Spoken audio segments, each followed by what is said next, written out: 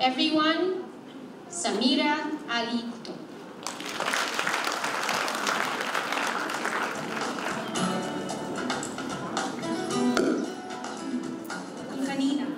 Kung kanina ang sabi natin ay no ay parang ganong no, ang aking buhay naman ay ang no ay sinasabing no. Sabihin mong no o kaya yes. Samira, maging attorney ka, and I'll tell it in my language, attorney ka, udi na, doktor ka. That ladies is my life because my parents or my mother was a product of a broken family. Nag-aral po siya sa Manila, PWU, ng sariling talagang literally nag-escape siya sa isang arranged marriage para po hanapin ang sarili niya. Binabasag niya ang mga plato pag may dumarating na mga lalaki no, na naniligaw sa kanya. Almost man-hater. At parang nag-rub off sa akin noong teenage life ko. Wala akong love life. At pumunta siya nga sa Manila to study. And she taught me and my mom is a very strong woman. When we say strong woman, ano ba ang weak woman? Pag sinabi nating malakas ang lalaki, weak ba ang babae? When we say, and how can I actually make a story of a life of 42 years old, and that's what my age is, in just 600 seconds? For how can we tell ourselves solutions when we cannot even have reflection? Ladies and gents, itong aking naratnan ngayon ay may nadaanan din po ako. Itong nasa ulo ko, minsan ang tanong sa akin sa tricycle, may cancer ka ba? Abu Sayyaf ka ba? Saan ka nang galing? Tiniis ko po yun bilang isang estudyante sa UP Diliman. In fact, nung sa Diliman ako, sa UP, ako lang po ang nakaganitong pananamit. Siguro unique kasi linagyan ko ng belt, may konting fashion. So yun po ang aking storya na konti, no? Konting hugot, konting sakit ng loob. Mahirap din kasi may kultura eh.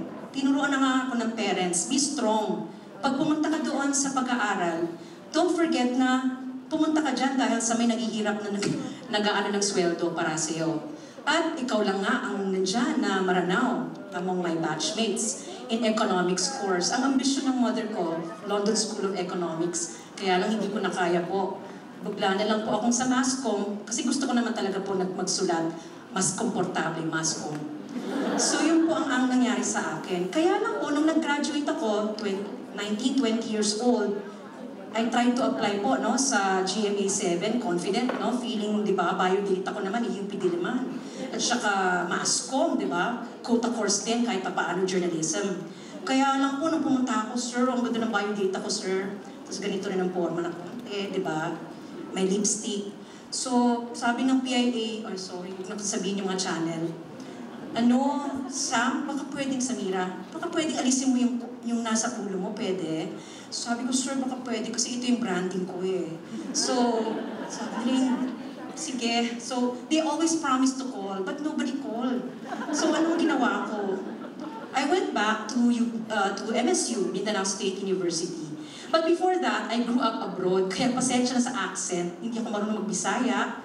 So, I'm kind of like sabi nga ng ating host, irreverent, hindi the usual. Lumaki ako sa labas, no? Hindi laking labas, no? Lumaki sa Middle East. And then, I went back to Marawi. So, kumakasama ko kasi nung mga bata ako, mga Amerikano, mga maiitim. Sanay po ako na tinatapunan ng bola sa ulo. Basketball player, volleyball player. In fact, itong kulay ko, Marawi color yan, pero noon parang, negrita. Blackish. Kasi nga Saudi, napakaitim namin. So, I was used to a macho culture when I was younger. Back to Marawi, yung sabi kong doon ko nakita yung talagang deep.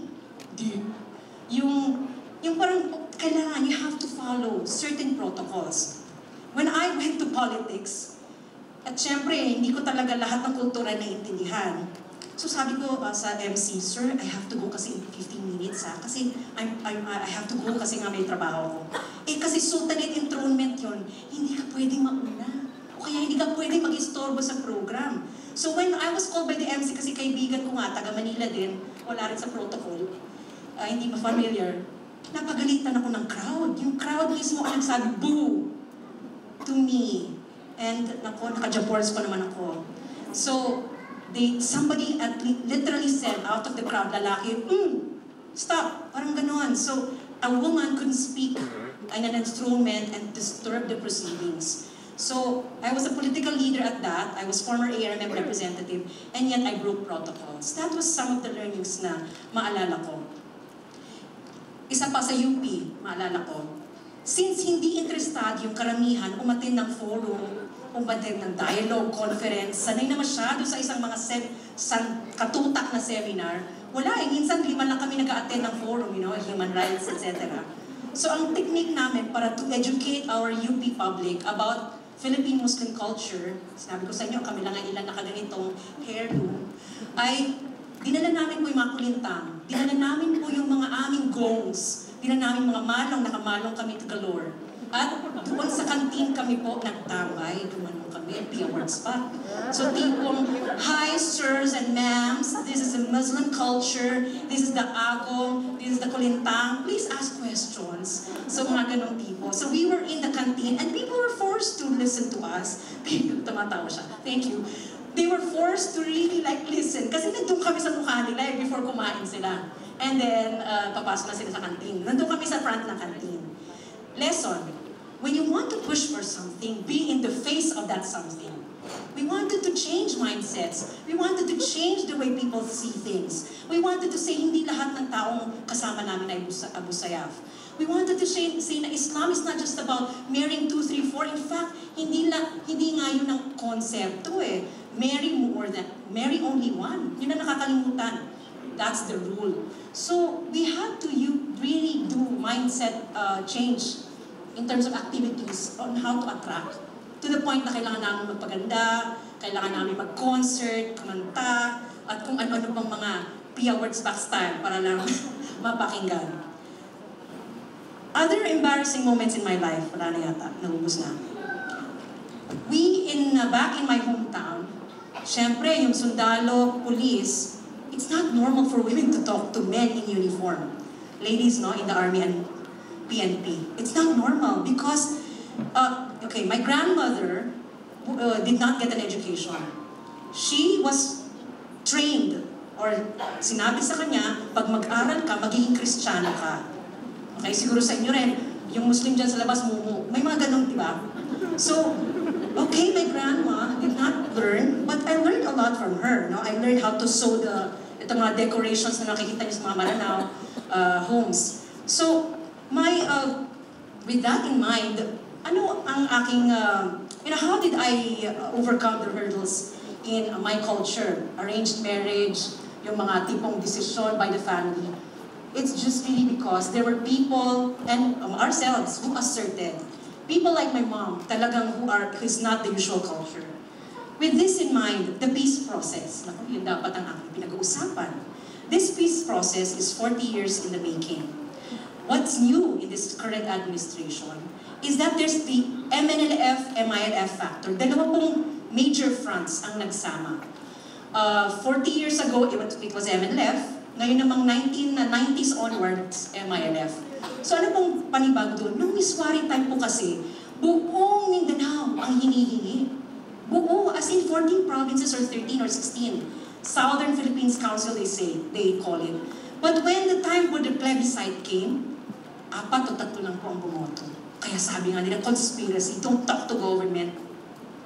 So, comes the MILF. Nag-break away sila sa MNLF. They say, let's talk again. Sige, maniwala tayo sa proseso. International actors, monitors, mga nagbabantay from the United Kingdom, etc. So what we have right now is a legacy of a peace agreement between the MILF and the government. And ang bagong factor ngayon is my MNLF, 3 members, at least isang faction. Bakit po sinasabi nyo, ang tanong nyo, bakit hindi pwede magkaisa sila, itong mga Bangsamoro? At ano yung federal na yan? Well, for me, and for us women, it's not just the political solution. And I'd like to maybe reflect on that. It's not just a political solution. Personal peace, and my experience in UP tells me that if we do not change transformationally sa mindset ng mga tao, that you can be a friend to a different person like a person from Tawi-Tawi. No relationship, no working relationship can be had. We push for Tawi-Tawi, and ito yung akin non-political solutions. Tawi-Tawi had no flights na more than one in 3 days or 2 days or 1 week. That was 5 years ago. And we made a case for telling the LGU as communication students, kailangan mong magkaroon ng flights. Ikampanya yan sa mga airlines. And now there's more than 2 flights, I think, in 3 days or 2 days. So increase of interest for you guys to come over to the so-called back door of the Philippines, which used to be the front door anyway. Diyan po dumating ang Islam, di ba po? Before Magellan. So, in closing, the way I can confront complexity of this world as women is going back to being a woman. Make it simple. Ask the basic questions. Go back to yourself and say, how could you contribute? Create a seat and table beside a policeman, beside a sundalo. Don't be afraid to converse. We can be strong, but we can also be weak at times. Do not fear to cry in front of your male husband. So we need to partner, to share time with our husband, with our children, and the household tasks. Let us not be embarrassed to tell our partner that he also needs to share the task at hand. Conversation is not for the gay and corny. It should be mandatory, more so with a daughter and a father. In our culture, where conversation between a man and woman is discouraged, we try to remind that conversation is the start of peace building. Do not await accidents, ladies and gents, sickness and death, to tell someone that you care. I had a pro-peace movement, anti-crime movement in a faith community where the uniformed and civilian had no relationship at all one time. And we tried to change these things. Whereas before, we were alone, one woman sitting in a table. We increased those numbers by more women talking to the soldiers and the PNP. That masamasid cannot be done alone by the men in uniform or women, but it has to be with the community.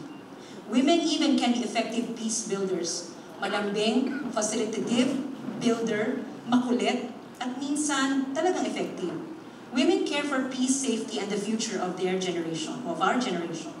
I want my child, ladies and gents, to live in a land of peace, where yung kanyang pangalang Ahmad and Muhammad ay kaya nilang ispellingin, where he can be proud of his identity and work alongside his fellow Filipino. Will we give Ahmad and Muhammad and Aisha a chance? Let us walk the talk, ladies and gentlemen. Let us be part of a global conversation. After all, we are a democratic country of Asia. Men and women, women and men, be part of a social transformation.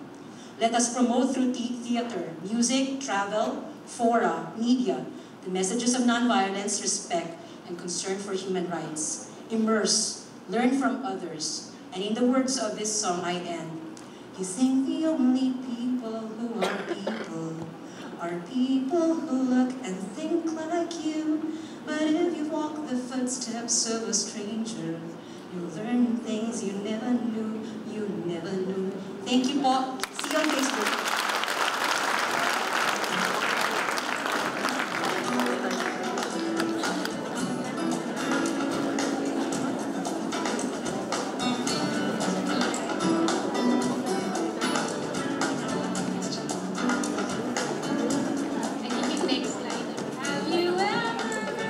Centenado.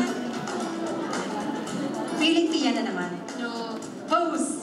Diba, most of the time, it's fake it till you make it. Fake it, yeah. Fake Diba? Because that's the practice. Yes. Thank you very much, Amina. I think we have a lot of questions from the audience.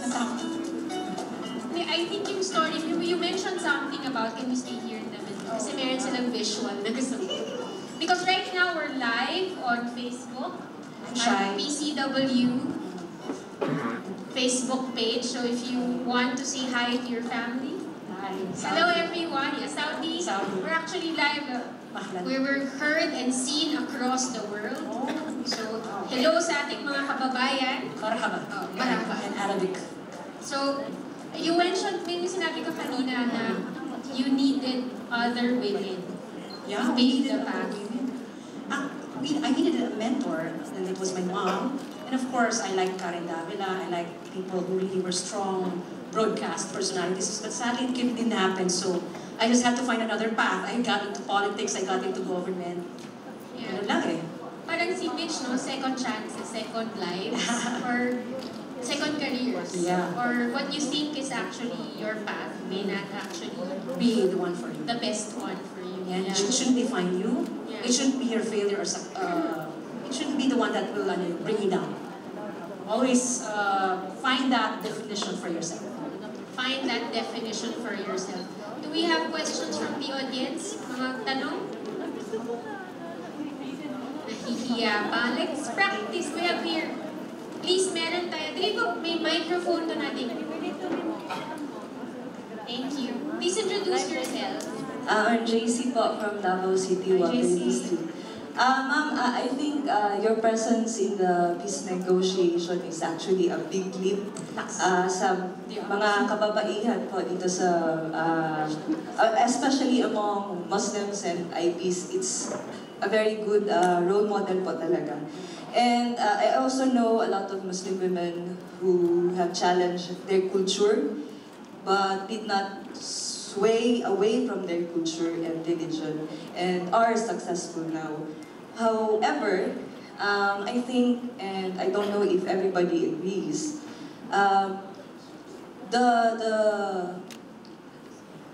your conditions were favorable. I think the commonality that you have among my friends who are successful Muslim women is that you have strong women role models, your mothers, your titas.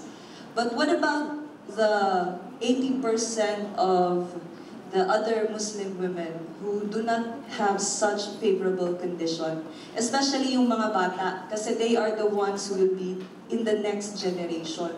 I'm not really asking po the opinion and all, pero I think the concrete steps po, what do we have for these Muslim children who do not really have a very favorable cultural condition na pwede po silang mabigyan ng chance to use their culture as their strength and use their culture in transformation. Kasi after all, transformation is inclusive and it should concern everybody. Thank you po. Thank you, JC.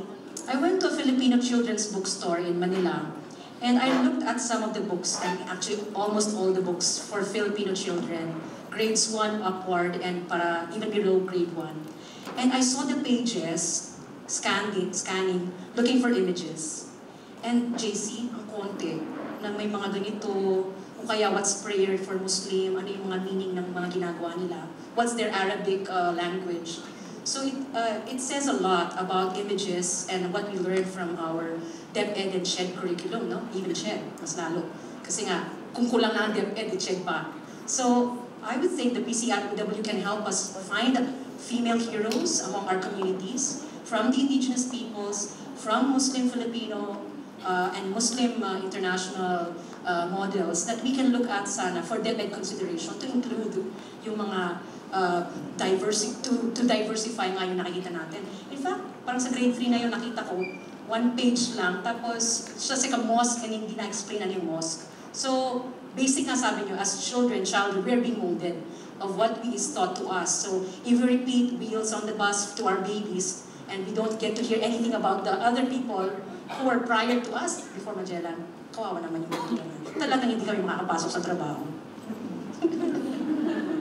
So do you think it's acceptable if for a non-Muslim woman to wear your headpiece? Ito. Baka yung question is, why do we wear? Yes. Yes. Do you know why they wear? NCMF. Muslim Why do we wear? Why do we wear? We're just like the Filipino version of the female madre. The nun. We believe that this is a cover that reminds us of the sanctity of goodness, the goodness of faith, that yung hair namin is also part of our private parts, so we try to guard it also. We try to also be parang gusto namin i-preserve for our future partner. So it's parang seen as a private part of a Muslim woman. Would that be parang an insult for a non-Muslim woman, a Filipino, to wear a headpiece? It's like, Assalamualaikum, ngayon, open na tayo that you can respond to us, alaikum assalam. Strictly, sasabihin nila, you don't answer kasi you're not Muslim. you know, it's not naman as such a big deal if you wear it out of solidarity, out of friendship. Why not? Try to learn about other cultures. I'm sure the more liberal ulama will take a liberal stance. So there are women, there are members who will accept it and embrace it. Yeah, because some of our CNN reporters have to wear this when they go into the MILF camp. Yeah. Diba? So parang they give respect to the, even if they're a non-Muslim reporter. Okay, do we have more questions? Do you know why she... yes, please, there's a microphone in the middle. Good afternoon, ma'am. Vita po from Department of Budget and Management 11. So, my question is, I was interested when you opened up about the characteristics of women which are perfect as peace negotiators, like we are malambing, we can convince, we have good persuasion skills, and we are makulit at times, which is in our favor. So, how is that faring po in the peace negotiations? Are there more women involved now than compared to before? Oh yeah, that's a great question. We had previous negotiators, chairmen, women, chairpersons, women. We also have implementing peace panel now, chairperson Inday Santiago, who's also very, very articulate, gives models of foreign examples of conflict resolution, and she's even invited to help in conflict problems abroad. No? So yes, ma'am, it is very real right now that the contribution, non-formal and formal of, let me also acknowledge peace movements, diba? All these groups that have been born beyond the peace negotiations, peace movements, interfaith movements, Zamboanga City, Catholic men and women, Muslim men and women, working together in Sulu, Zamboanga, Cagayan de Oro, to bring about a culture of peace and solidarity. So definitely, ma'am, we have so many women in the non-formal process. Yes, we have to have more women in the formal peace tables. There's an effort for OPAP to create more peace tables out of this conversation on peace. So more conversations to have. More. But I think yung question din niya is also about, because I think Mitch was mentioning, we need to be more assertive. Yeah. And now you're presenting also another face of what it means to be Filipino, which is utilize to your advantage the perception or the stereotype that women are sweet, women, which we are. We accept lang. Or Basta-basta. we embrace it, diba? That yung mga stereotypical traits that are attributed, or traits that are attributed to Filipinas na malambing, karinyosa, maasikaso, yung makulit, persistent, diba? Na nagagamit din yan. You have to say it out. Sasabihin nyo dapat yan. Huwag kayong mahiyang sabihin na I oppose or I question. I-record niya ng document or secretariat. Nandito yung konsehan. You have got to oppose something and you have got to state a position kasi kung hindi, parang kasama ka na sa lahat ng position or the position that was presented. So you have to create the documentation of what you said. You're going to have to say it. Huwag kang mahiya. Kahit Tagalog or anong lingwahe, kang komportable, ipa-document mo yan sa platform. Or else it gets lost. You're not documented. And let me say this to also the PNP women and the women in the army. Tayo po ay more boses. I'm sure talagang napaka-proactive nyo. But we are also women in the security sector. Meron din tayong dynamic contributions. Dapat i-document yan ng Philippine Army, Philippine National Police. Did you know there's only one ever yata na babaeng general? Yes. So we should have more women in the top brass. Thank you. Pro-peace. So there are soft and hard powers, and there are soft and hard ways to negotiate. Yes. Good afternoon, I'm Arlene Bandong. I am from TESTA, and I'm so happy to see Ma'am Cecil Gutierrez here right now. Ma'am, taga-TESTA kami, Ma'am. Hi, Testa. Economic power. Yay! Ma'am Cecil was once our executive director in TESTA. I'm really curious personally if there are also women in the peace panel representing the MILF and the MNLF. Yes, very, very strongly. There's a lawyer, she's from Sulu, Raisa Jajuri. There's a young lady, 35 years old, from Malanao. She's Amal, and she's very political also. So there are 2 women in the 11 MILF membership. Thank you, ma'am. My second question would be, it just dawned on me after your presentation that there is already a law for the government offices to allocate 5% of our budget for gender and development. I'm just thinking that, admittedly, even in Mindanao, and I am from Mindanao, our Muslim sisters and brothers are really misunderstood, probably because there is nothing in our curriculum that teach us, even the younger generation, about the Muslim culture and the Muslim people.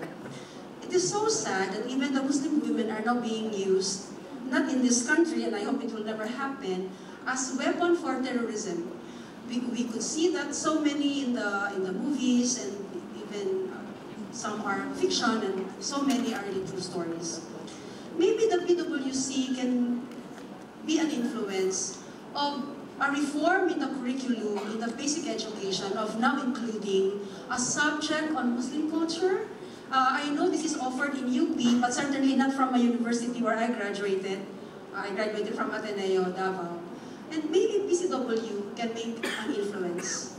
Let us learn, allow us Christians to learn your culture for you to be understood. Because honestly, when we see people, not women, but basically the Muslim men, we are fearful of them because of the misconception. Thank you. Thank you, ma'am. If we want inclusive peace, we should also have inclusive education. So thank you for articulating that. And on that note on terrorism, let me mention that jihad, which is a very basic principle among Islamic peoples of the world, and you're talking 1.4 billion or 1 billion plus na mga Muslim around the world, jihad, the personal jihad is actually the more sacred jihad, yung lahat ng masasama, you stamp a no against it. So, you know, yung mga pornography, stuff like that. It's not the jihad na yung armas or political. So, yun yung kailangan natin i-remember. Jihad, personal struggle, everybody has it. Woman and man, hindi lang Muslim. To fight for good and to prohibit evil. Thank you very much. We have one last question, I think, from the audience. Please do. I think on PCW we have, we're working on that part of our wedge women, part of our plan, women's plan, environment plan is to make it inclusive. And there's recognition that, you know, in terms of intersectionality, the identities that women have in the different contexts should be part of our gender lens. So thank you. My name is Chit, and I'm an Igorot from Baguio City. I would like also to point out that, like the Muslim people and the women, the IB women are doubly marginalized because they're women and because they're IBs. And yes, the books that are authorized for use in the public and private sectors by the DepEd are perpetuating stereotypes against us. So maybe you can think of a way by which the IPs and the Bangsamoro people can work together to finally convince DepEd to review the books. In fact, just last week we called the attention of DepEd, and in the peace panel, where Anging is here, she's a panelist and I'm also a consultant, one of the recommendations we made by way of constitutional reforms so that we can deliver historical rectification of historical injustices is the complete overhaul of the curriculum and the withdrawal of books that are discriminatory against certain peoples from the curriculum. Number two, I am concerned for the women and the IBs in the forthcoming talks, in the Bangsamoro transition talks. It looks like they are not represented, and they're also a force. They are there in the Bangsamoro territories, and we have had talks with them in the past, and their worry is that eventually what will happen will be we will just produce a smaller version of the national oppression, where under the new setup, it will be the Muslims who will be lording it over them. Now, how do we assure that our IPs will be secured in the talks? We rely on the women to do that, and we're glad you're there. Thank you, ma'am. Hopefully we can do our part. We have an Indigenous Peoples representative in the 21-member commission, si Romy Saliga, and he's an ancestral domain advocate as well as I. So definitely, ma'am, please push, please help us be reminded that the ancestral domain issue, the IP issue, is very much a valuable part of the Bangsamoro future and the conversation. Kasi nga, pag hindi mag-ascertain tayo as a community, yung IP community with the negotiations, with the PTC, it'll again be lost. So please, we will help in the process. So definitely there should be a strong IP stance, and the NCIP should make a very clear position on the implication of the talks, peace talks, on the not just the ancestral domain but the whole indigenous communities in the area. But we'd also have to know that the Philippine Commission on Women has representatives from various sectors, and one representation is from the indigenous people's community, women's community. So it's essential that we capitalize and utilize also the representation in the various government channels. So it's not just in the peace talks, but also, for instance, in the National Anti-Poverty Commission.